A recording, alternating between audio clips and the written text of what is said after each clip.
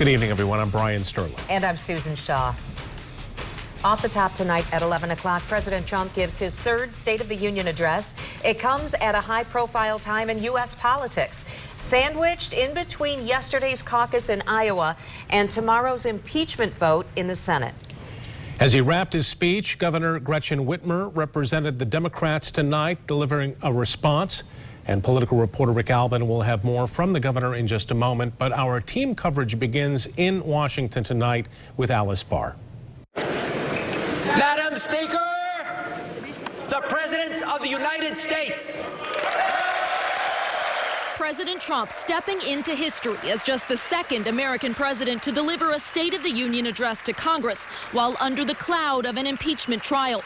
The president and House Speaker Nancy Pelosi barely made eye contact and did not shake hands. He's all but certain to be acquitted in a final vote tomorrow, and tonight he's looking past impeachment.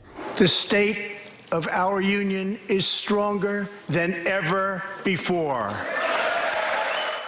The president pointing to job growth and a booming stock market as cornerstones of a strong economy, highlighting a new trade deal with China and a campaign promise delivered to renegotiate NAFTA. But unlike so many who came before me, I keep my promises. We did our job. On foreign policy, President Trump saying that directing the killings of the leader of ISIS and a top Iranian general have made the world safer. Our message to the terrorists is clear. You will never escape American justice. Also touting his record on immigration. A long, tall, and very powerful wall is being built. And taking a swipe at the Democratic candidates he'll face in his re-election bid. We will never let socialism destroy American health care. The president saluted the family of a soldier serving in Afghanistan and in a dramatic reveal brought him out to reunite with his wife and kids, also interrupting the speech to award the Presidential Medal of Freedom to conservative radio host Rush Limbaugh, just diagnosed with stage 4 cancer.